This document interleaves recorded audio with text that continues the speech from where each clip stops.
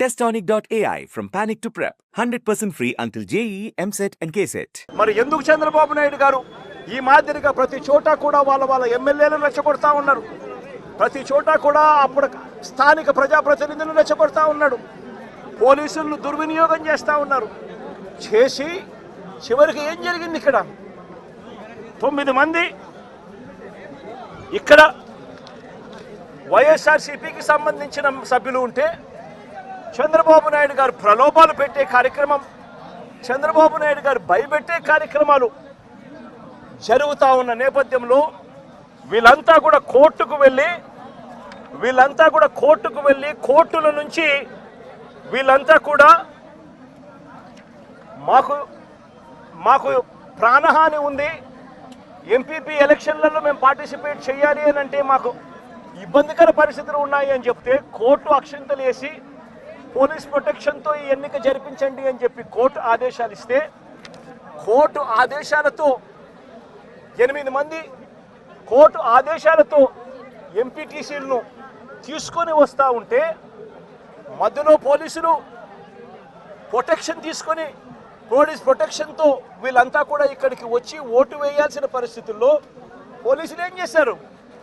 తీసుకొని వచ్చి వీళ్ళందరినీ కూడా మధ్యలో రామగిరి ఎస్ఐ సుధాకర్, ఈ రామగిరి ఎస్ఐ మధ్యలో ఈ సుధాకర్ అనేవాడు వీళ్ళ కాన్వాయ్లోకి ఎక్కి ఈ ప్రయాణం చేస్తూ ఉన్న ఎంపీటీసీ సభ్యులందరితో కూడా వీళ్ళందరితో కూడా వీడియో కాల్ ఆయన ఫోన్ నుంచి సాక్షాత్తు ఇక్కడ ఎమ్మెల్యే కొడుకు వీళ్ళతో వీడియో కాల్ చేయిస్తాడు, మాట్లాడిస్తాడు.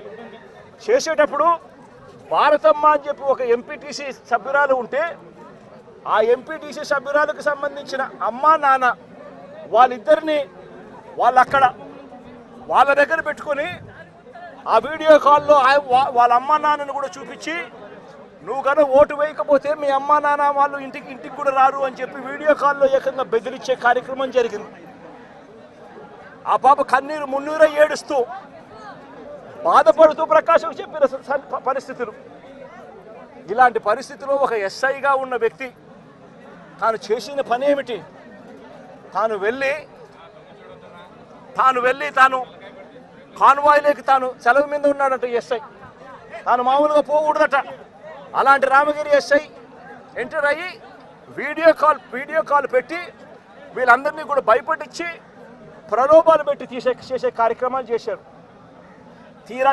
తీరా చూస్తే ప్రలోభాలకు వీళ్ళు ఎక్కడా కూడా లొంగని పరిస్థితి ఎప్పుడైతే కనిపించిందో అప్పుడు ఇక ఎన్నికకు ఎంపీడీఓ కార్యాలయానికి తీసుకొని పోయి ఎన్నిక జరిగించే కార్యక్రమానికి ఫుల్ స్టాప్ పెట్టించేసి టైం అయిపోయి చేసేట్టుగా చేసి ఎన్నిక లాస్ట్కు కోరం లేదని చెప్పి ఎన్నికను పోస్ట్పోన్ చేసే కార్యక్రమం చేసిన తర్వాత ఇదే ఎస్ఐ వీళ్ళను పెనుగొండకు తీసుకొని పోతాడు.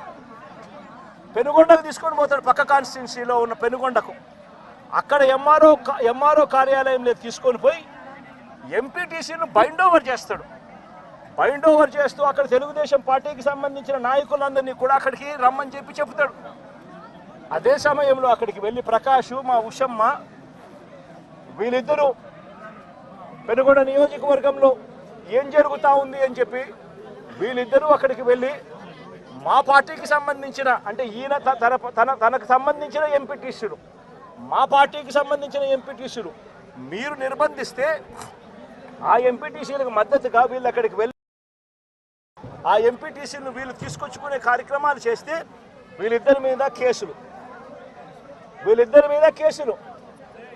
నేను అడుగుతా ఉన్నా, ఏం తప్పు చేసినారని చెప్పి వీళ్ళిద్దరి మీద కేసులు పెడతా ఉన్నారు. వీళ్ళేమైనా తెలుగుదేశం పార్టీకి సంబంధించిన ఎంపీటీసీలను ఏమన్నా తీసుకొస్తే కార్యక్రమానికి చేస్తున్నారా?